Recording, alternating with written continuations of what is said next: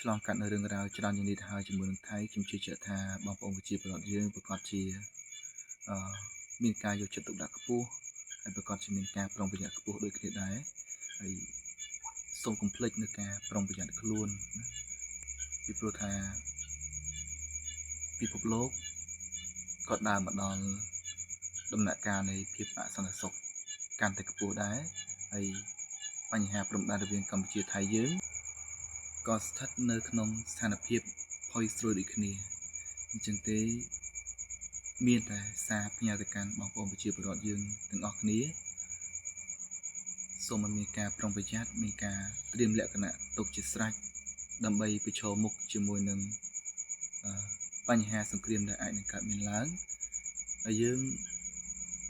មិនប៉ាន់ប្រមាណថាថ្ងៃនេះថ្ងៃស្អែកអាចនឹងមានសង្គ្រាមទេប៉ុន្តែដោយអ្វីដែលខ្ញុំធ្លាប់ប្រាប់បងប្អូនទាំងអស់គ្នាអញ្ចឹងថា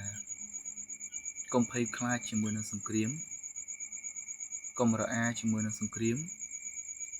រៀនសម្របជីវិតរស់នៅក្នុងសង្គ្រាមទើបជារឿងដែលត្រឹមត្រូវពីព្រោះថា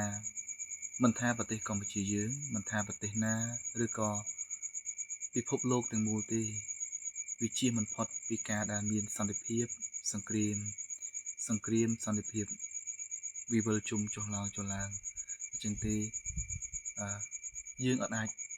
មានកលៈទេសៈណាមួយដែលជៀសផុតពីសង្គ្រាមរាប់រយរាប់ពាន់ឆ្នាំទេអញ្ចឹងត្រូវរៀនរស់នៅជាមួយនឹងសង្គ្រាមកុំភ័យខ្លាចកុំរអាជាមួយនឹងសង្គ្រាមប៉ុន្តែត្រូវមានវិធីសាស្ត្រដើម្បីឲ្យយើងអាចរក្សាជីវិតរក្សាសុវត្ថិភាពខ្លួនឯងនៅក្នុងភ្លើងនៃសង្គ្រាមហើយ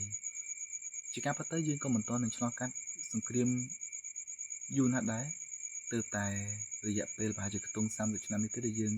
បានគេចផុតពីភ្លើងសង្គ្រាមពីការរត់គេចគ្រាប់នោះហើយប៉ុន្តែ30ឆ្នាំមុននេះយើងប្រហែលជាអាចថារស់នៅសុខស្រួលពេក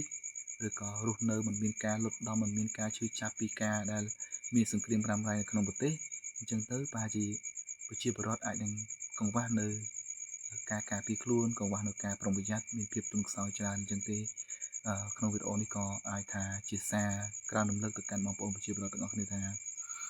កុំខ្លាចសង្គ្រាមហើយកុំមានអារម្មណ៍ភ័យខ្លាចអីកើតឡើងពេលណាក៏ពេលហ្នឹងទៅអ្វីដែលសំខាន់គឺយើងចេះមានរបៀបនៃការការពារខ្លួនរបស់យើងមានទីតាំងសុវត្ថិភាពសម្រាប់រំដោះខ្លួនយើងនៅពេលដែលលក្ខខណ្ឌចាំបាច់ណាមួយឬក៏មានគ្រោះអាសន្នណាមួយដែលចូលមកដល់ភ្លាមយើងអាចរំដោះខ្លួនឯងបានណាអញ្ចឹងដូចគ្នាប្រជាពលរដ្ឋយើងអាចថាសន្តិភាពរយៈពេលជាង30ឆ្នាំនេះយើងអាចនឹងភ្លេចច្រើនប៉ុន្តែយើងក៏លេចទៅមើលខាងប្រទេសថៃគេវិញគូសត្រូវរបស់យើងវិញទោះបីជាប្រទេសគេមិនមានសង្គ្រាមយូរឆ្នាំជាងយើងប៉ុន្តែគេបង្ហាត់បង្រៀនប្រជាពលរដ្ឋគេច្រើនណាស់អំពីរបៀបការពារខ្លួនអំពីការគេចវេះពីសង្គ្រាមអំពីការរក្សាសុវត្ថិភាពខ្លួនឯងគេជារួមទៅទាំងប្រជាពលរដ្ឋទាំងកងទ័ពទាំងសិស្សនិស្សិតរបស់គេបង្ហាត់ពីរបៀបនៃការរស់នៅក្នុងសង្គ្រាមនឹងតែម្ដងហាក់ដូចជាគេកំពុងតែត្រៀមលក្ខណៈយ៉ាងមុតមមថាអាចនឹងមានសង្គ្រាមកើតឡើងដោយមិនអាចគេចផុតបានអាចនឹងត្រូវមានសង្គ្រាមកើតឡើងហើយក៏អាចបង្ហាញនៅចេតនាដែរថាប្រទេសថៃអាចនឹងបង្កើតសង្គ្រាមនៅក្នុងគណៈពេលណាមួយអញ្ចឹងទេត្រូវតែបណ្ដុះបណ្ដាលកងទ័ពគេឲ្យខ្លាំងជាមួយនឹងសង្គ្រាមបណ្ដុះបណ្ដាលប្រជាពលរដ្ឋគេឲ្យចេះជំនះខ្លួនចេញពីសង្គ្រាមចេះរកទីទួលសុវត្ថិភាពចេះបង្កើតទីតាំងសុវត្ថិភាពហើយសូម្បីតែកូនក្មេងថ្នាក់មត្តេយ្យក៏គេបង្រៀនតាំងពីមត្តេយ្យទៅហើយតាំងពីមត្តេយ្យឲ្យចេះរត់ចូលត្រង់សេឲ្យចេះរកកន្លែងសុវត្ថិភាពធំឡើងគេអត់បង្ហាត់អីខ្លះឲ្យកាន់កំភ្លើងកាន់អីគេមានហើយណាអញ្ចឹងប្រទេសថៃគេត្រៀមលក្ខណៈជាស្រេចដើម្បីរស់ក្នុងស្ថានភាពសង្គ្រាមអញ្ចឹងទេប្រជាពលរដ្ឋកម្ពុជាយើងក៏ដូចគ្នាដែរពេលខ្លះយើងចេះតែពេលដែលសង្គ្រាមទៅយើងគិតគូរមួយផ្លែតយើងភ័យព្រួយបារម្ភមួយផ្លែតទៅយើងផ្ដោតជាមួយនឹងកងទ័ពមួយផ្លែតទៅមួយឆាវទៅស្រាប់តែភ្លេចទាំងកងទ័ពភ្លេចទាំងការជួយចាប់ភ្លេចទាំងរឿងរ៉ាវដែលអាចនឹងកើតឡើងជាបន្តទៀតពេលខ្លះទៅមើលស្ថានភាពធ្លាក់ដល់ចំណុចនេះទៅហើយពេលខ្លះមានបងប្អូននៅសបាយ អត់បារម្ភអត់មានភ័យខ្លាចថានឹងមានអ្វីកើតឡើងជាបន្តបន្ទាប់ទេអញ្ចឹងទេខ្ញុំសូមដាស់ស្មារតីបងប្អូនឡើងវិញថាកុំភ្លេចខ្លួនណាកុំភ្លេចខ្លួនហើយត្រូវត្រៀមលក្ខណៈជានិច្ចដើម្បីទប់ទល់ជាមួយនឹងស្ថានភាពរៀនរស់ជាមួយនឹងស្ថានភាពកុំឲ្យនៅពេលដែលសង្គ្រាមកាត់ឡើងភ្លាមមកយើងអត់សល់អ្វីសោះមិនត្រឹមតែជីវិតដែលយើងរក្សាមិនបានហើយសូម្បីតែទ្រព្យសម្បត្តិរបស់យើងក៏យើងមិនអាចរក្សាបានអានេះជាការដែលមិនបានត្រៀមលក្ខណៈសោះហើយជាការខាត់បងធ្ងន់ណាហ្នឹងហើយអញ្ចឹងដូចគ្នាខ្ញុំធ្លាប់និយាយក្នុងវីដេអូខ្ញុំប្រហែលវីដេអូហើយថាបើសិនណាបងប្អូនមានគេឋានមានផ្ទះដែលនៅជិតព្រំដែនត្រៀមលក្ខណៈជាមួយនឹងការមានលិនដ្ឋានផ្ទាល់ខ្លួនមានត្រង់សេមានទីតាំងសុវត្ថិភាពណាមួយដែលអាចរក្សាស្បៀងសម្រាប់ខ្លួនឯងអាចជញ្ជូននៅទ្រព្យសម្បត្តិនានារត់គេចខ្លួនបានឬក៏ទុកទីតាំងណាមួយដែលមានសុវត្ថិភាពបានជៀសវាងនៅពេលដែលគេបើកយុទ្ធសាស្ត្រមកដើម្បីឲ្យខ្មាំងវាចូលត្រូវខ្មាំងដុតបំផ្លាញឬក៏លួចប្លន់យកទ្រព្យសម្បត្តិរបស់បងប្អូនទៅអស់ជាដើមនឹងអញ្ចឹងទេយើងចេះត្រៀមលក្ខណៈថាទ្រព្យសម្បត្តិណាដែលយើងអាចយកមកទុកបាននៅទីតាំងណាមួយដែលជាទីតាំងសុវត្ថិភាពហើយបើសិនណាបើយើងមិនអាចរត់គេចចេញពីកន្លែងដែលមានគ្រោះថ្នាក់ទេតែយើងអាចទម្លាក់ខ្លួននៅទីណាដើម្បីឲ្យមានសុវត្ថិភាពសម្រាប់អាយុជីវិតគ្រួសាររបស់យើងហើយបើសិនបើយើងជំលះតើបើសិនមិនមានការផ្ទុះភ្លាមតើយើងជំលះដោយវិធីណាដើម្បីលឿនហើយប្រមូលបានទាំងកូនចៅប្រមូលបាននឹងទ្រព្យសម្បត្តិឬក៏ស្បៀងអាហារអាចហូបចុកគ្រប់គ្រាន់ណាហើយក៏កុំភ្លេចពង្រឹងនៅចិត្តនៅស្មារតីឲ្យរឹងមាំផងដែរពីព្រោះថាបើកាលណាដែលយើងមានការភ័យខ្លាចតក់ស្លុតជាមួយនឹងរឿងរ៉ាវទាំងអស់ហ្នឹងក៏អាចធ្វើឲ្យកលៈទេសៈក៏ដូចជាស្ថានភាពគ្រួសាររបស់យើងឬក៏ស្ថានភាពនៃការគ្រប់គ្រងសុវត្ថិភាពរបស់យើងមានបញ្ហាដូចគ្នាអញ្ចឹងចិត្តគំនិតស្មារតីរឹងមាំក៏ជាចំណុចសំខាន់មួយដែរបូកផ្សំជាមួយនឹងកាយសម្បទាក៏វាជាចំណុចសំខាន់មួយដែរបើសិនណាបើស្រុកទេសមានសង្គ្រាមឬក៏មានសង្គ្រាមរ៉ាំរ៉ៃឬក៏ពិភពលោកចាប់ផ្ដើមមានការចលាចលសង្ឃឹមថាយើងម្នាក់ក៏អាចជាសសរមួយដើមយើងម្នាក់ក៏អាចជាខែលមួយផ្ទាំងដើម្បីការពារប្រទេសជាតិយើងផងដែរព្រោះពេលខ្លះ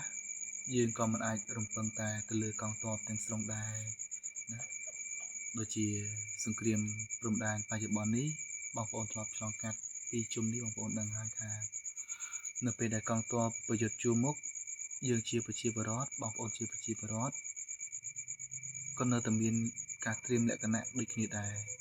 ត្រៀមលក្ខណៈការគ្រប់គ្រងគ្រួសារជីវភាពគ្រួសារហើយ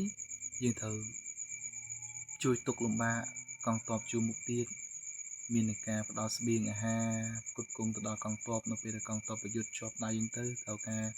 មានការខ្វះខាតអីផ្សេងនៅពេលដែលកងទ័ពមានរបួសត្រូវការខ្វះកង្វះនៅឈាមអីផ្សេងក៏បងប្អូនក៏ជាការចូលរួមចំណែកពីសំណាក់បងប្អូនប្រជាពលរដ្ឋផងដែរហើយបើសិនណាបើក្នុងកលៈទេសៈមួយទៀតដែលសង្គ្រាមមានការរ៉ាំរ៉ៃឬក៏សង្គ្រាមអាចនឹងផ្ទុះឡើងនៅទ្រង់ទ្រាយធំក៏សង្ឃឹមថាបងប្អូនប្រជាពលរដ្ឋយើងម្នាក់ក៏អាចក្លាយជាកងទ័ពម្នាក់ដើម្បីការពារមាតុភូមិយើងផងដែរចឹងសង្ឃឹមថាបងប្អូនទាំងអស់គ្នាមានការត្រៀមលក្ខណៈហើយយើងកុំគិតត្រឹមតែជាសង្គ្រាមព្រំដែនពីព្រោះថាយើងដឹងហើយពីមហិច្ឆតារបស់ថៃគេមិនមែនចង់បញ្ចប់ត្រឹមតែជាសង្គ្រាមព្រំដែនទេអ្វីដែលគេចង់បានគឺទឹកដីកម្ពុជាយើងទាំងមូលតែម្ដងអ្វីដែលគេចង់បានគឺគៀបនៅកត្តាសេដ្ឋកិច្ចរបស់យើងទាំងស្រុងតែម្ដងអ្វីដែលគេចង់បានគឺទឹកដីរបស់ខ្មែរយើងមិនមែនតែចម្រាស់ទៅលើរឿងព្រំដែនទេអញ្ចឹងទេត្រៀមលក្ខណៈធ្វើជាសសរមួយដ៏រឹងមាំទាំងអស់គ្នាដើម្បីការពារសង្គមជាតិរបស់យើងបើយើងដោះស្រាយផ្លូវការទូតបានឆាប់រហ័សឬក៏ឆាប់បានការទទួលស្គាល់យើងខ្លាំង ប៉ុន្តែទុកខ្លាំងយ៉ាងណាក៏ត្រូវចំណាយពេលរាប់ឆ្នាំដែរណាហ្នឹងហើយបើយើងខ្លាំងយើងឈ្នះទៅលើការទូតអាចថាសង្គ្រាមមិនសូវជាពិបាកឬក៏រ៉ាំរ៉ៃយូរឆ្នាំទេប៉ុន្តែប្រសិនណាបើវានៅតែកន្លុកបែបនេះខ្ញុំគិតថានៅតែមានសង្គ្រាមរ៉ាំរ៉ៃមិនមែនជុំទី3ទេមានទី4ទី5បន្តទៀតហើយដោយការមើលស្រាលទៅលើច្បាប់អន្តរជាតិទោះបីជាតុលាការនឹងសម្រេចក្តីយ៉ាងណាក៏ដោយសម្រេចក្តីថាឲ្យកម្ពុជាឈ្នះទៅលើរឿងរ៉ាវទាំងអស់នឹងក៏ដោយក៏ថៃនៅតែបើកការឈ្លានពានជាបន្តបន្ទាប់ទៀតរហូតទាល់តែយើងអាចទទួលយកសម្លេងពីសហគមន៍អន្តរជាតិគ្រប់គ្រងច្រើនទើបអាចដាក់សម្ពាធទៅលើថៃអាចធ្វើឲ្យថៃបញ្ឈប់នៅរាល់សកម្មភាពឈ្លានពានបានអញ្ចឹងទេមិនមែនតតែកាត់ក្តីថាយើងឈ្នះហើយត្រូវតែស្ងាត់នៅសង្គ្រាមបានសន្តិភាពទេយើងត្រូវតែបន្តដំណើរជាមួយគ្នាវែងឆ្ងាយទៀតណាស់ដើម្បីជួយសង្គមជាតិយើងដើម្បីការពារសង្គមជាតិយើងអញ្ចឹងទេកុំភ្លេចចាប់អារម្មណ៍ទៅលើរឿងទាំងអស់ហ្នឹងហើយកុំភ្លេចខ្លួនកុំភ្លេចនៅការប្រុងប្រយ័ត្នហើយកុំភ្លេចនៅស្មារតីសាមគ្គីរួបរวมគ្នាព្រោះថាមានតែការសាមគ្គីរួបរวมគ្នាទេទើបអាចយកឈ្នះនៅបញ្ហាធំទាំងអស់ហ្នឹងបានហើយជាពិសេសនៅក្នុងគណៈពេលនេះខ្ញុំក៏បានឃើញនៅតែនិយាយដដែលថាខ្ញុំបានឃើញនៅក្រុមប្រឆាំងជាច្រើនដែលចូលមកញុះញង់តាមរយៈព័ត៌មានដែលចូលមកផ្សព្វផ្សាយព័ត៌មានទៅព្រេះទៅផ្ដាស់ដើម្បីបំបាក់ឲ្យខ្មែរមានការឆ្លោះទាស់ទែងគ្នាអញ្ចឹងទេសូមឲ្យមានការប្រុងប្រយ័ត្នទៅលើបុគ្គលទាំងអស់ហ្នឹងពីព្រោះថាចាំមើលថាពេលបញ្ចប់សង្គ្រាមខ្ញុំនឹងផ្សព្វផ្សាយនៅរបាយការណ៍ទាំងអស់ថាអ្នកណាជាជនក្បត់ជាតិហើយទទួលបាននៅអ្វីពីសំណាក់រដ្ឋាភិបាលសៀមប៉ុន្តែនៅក្នុងគណៈពេលនេះគឺគ្រាន់តែចង់ឲ្យបងប្អូនយើងមានការសាមគ្គីគ្នាហើយជឿជាក់ទៅលើប្រមុខរដ្ឋាភិបាលជឿជាក់ទៅលើកងទ័ពយើងជាជាងជឿជាក់នៅសម្លេងអ្នកក្រៅប្រទេសពីព្រោះថាគេមិនដឹងពីស្ថានភាពប្រទេសយើងទេគេមិនដឹងពីស្ថានភាពនៅក្នុងប្រទេសទេអ្វីដែលគេនិយាយគឺគ្រាន់តែនិយាយឲ្យពួកយើងមានការបែកបាក់គ្នានិយាយដោយអារម្មណ៍នៃការខឹងស្អប់ដោយមិនចង់ឲ្យពូជសាសន៍ខ្មែរមានជ័យជំនះទៅលើអ្នកណាទេហើយអារម្មណ៍នៃការខឹងស្អប់គឺស្អប់ត្រឹមថ្នាក់ដឹកនាំទេប៉ុន្តែចេតនាបំផ្លាញនៅប្រទេសជាតិមួយទាំងមូលអញ្ចឹងគឺសង្គមទៅបងប្អូនបកត្រឡប់ហើយកុំជឿទៅលើសម្ដីបុគ្គលទាំងអស់ហ្នឹងជឿលើរាជរដ្ឋាភិបាលរបស់យើងជឿលើកងទ័ពរបស់យើងពីព្រោះថានៅពេលនេះគណៈពេលនេះកងទ័ពរបស់យើងនេះគឺកំពុងឈរជើងកំពុងតាមដានខ្លំមើលភាពការគណៈពេលដែលបុគ្គលអ្នកប្រឆាំងទាំងអស់នោះគឺកំពុងតែដេកលក់យ៉ាងសុខស្រួលក្រោកឡើងបើកអ៊ីនធឺណិតក្រោកឡើងបើក Facebook ផឹកកាហ្វេហូបគុយទាវគេស្រាវជ្រាវរើសរកពាក្យណាដែលសំទំនងយកមកផ្សព្វផ្សាយដើម្បីឲ្យមានការបែកបាក់ផ្ទៃក្នុងរបស់កម្ពុជាយើងในขณะដែលពួកខ្ញុំនេះពួកខាងជួរមុខបងប្អូនមើលតែភ្នែកខ្ញុំក៏ដឹងដែរថាมันបានគេងទេហើយលំបាកនឹងការតតាំងនឹងស្ថានភាពដែរអញ្ចឹងជឿជាក់ទៅលើអ្នកដែលធ្វើផ្ទាល់ពីព្រោះថាគ្មានអ្នកណាដែលលះបង់ដីទេគ្មានអ្នកណាដែលចង់កាត់ដីគេទេអត់កាត់ដីគេទេហើយយើងក៏មិននៅស្ងៀមដែរប៉ុន្តែយើងកំពុងតែដោះស្រាយហើយបញ្ចប់ប្រកាន់ថារាជរដ្ឋាភិបាលមិនធ្វើអ្វីសោះកងទ័ពកំសាកមិនធ្វើអ្វីសោះចេះតែឲ្យគេឈ្លានពានបំពេញតាមចិត្តនោះមិនមែនជាការពិតទេដោយដែលខ្ញុំបានផុសយើងថាពេលខ្លះយើងយកការអត់ធ្មត់ដើម្បីកុំឲ្យខូចការធំរឿងណាដែលយើងអាចអត់ធ្មត់បានយើងបន្តនៅកិច្ចការអត់ធ្មត់របស់យើងកុំឲ្យរឿងរ៉ាវបន្តិចបន្តួចសោះវាធ្វើឲ្យខូចផ្លូវធំរបស់យើងខូចអ្វីដែលយើងកំពុងតែធ្វើនៅក្នុងលក្ខណៈទ្រង់ទ្រាយធំរបស់យើងបងប្អូនដឹងហើយថាខ្ញុំក៏បានផុសដែរថាកងទ័ពទាំងអស់ពួកយើងបានរៀនមកជាមួយគ្នាអ្នកខ្លះក៏មកពីកន្លែងផ្សេងគ្នាក៏ពិតមែន ប៉ុន្តែយើងមករស់នៅជាមួយគ្នាដូចជាបងប្អូនបង្កើតដែលហូបបាយចានតែមួយទឹកមួយដប5នាក់10នាក់សួរថាយើងស្រឡាញ់គ្នាកម្រិតណាហើយនៅពេលដែលមានបងប្អូនយើងណាម្នាក់ជួបនៅគ្រោះថ្នាក់សួរថាអារម្មណ៍យើងយ៉ាងម៉េចបងប្អូនប្រកាសជាយល់នៅមនោសញ្ចេតនាមួយហ្នឹងហើយប៉ុន្តែយើងជ្រើសរើសការអត់ធ្មត់សិនមិនមែនយើងមិនខឹងទេប៉ុន្តែយើងទប់កំហឹងយើងអត់ធ្មត់សិនហើយបើត្រឹមតែចង់សម្លាប់កងទ័ពសៀមខ្ញុំសូមនិយាយថាអត់ឲ្យឮសំឡេងកំភ្លើងទេរាល់ពួកយើងដែលចេញមកនេះមិនមែនជាដំឡូងមួយដុំទេណាសូមនិយាយតែប៉ុណ្្នឹងអត់ឲ្យឮសំឡេងកំភ្លើងទេបើសិនគ្រាន់តែចង់សម្លាប់កងទ័ពសៀមនៅទីនេះប៉ុន្តែយើងគោរពនៅបទបញ្ជាយើងគោរពនៅសេចក្តីថ្លៃថ្នូររបស់យើងព្យាយាមដោះស្រាយតាមរយៈការទូតជាសម្លេងដែលខ្លាំងជាងសម្លេងកំភ្លើងរបស់ពួកយើងណាអញ្ចឹងសូមបងប្អូនបញ្ជាក់ម្ដងទៀតថាសូមរួបរวมគ្នាដើរជាមួយគ្នាពីព្រោះថាផ្លូវរបស់យើងនៅវែងឆ្ងាយបន្តទៀតដើម្បីការពារបូរណភាពទឹកដីរបស់យើងកុំឲ្យភាពឆេវឆាវមួយពេលកុំឲ្យការដែលគិតខុសមួយពេលធ្វើឲ្យប្រទេសជាតិយើងមានរឿងរ៉ាវច្បោកច្បល់រញ៉េរញ៉ៃបែកបាក់សាមគ្គីផ្ទៃក្នុងធ្វើឲ្យបាត់បង់ទឹកដីជាការពិតណា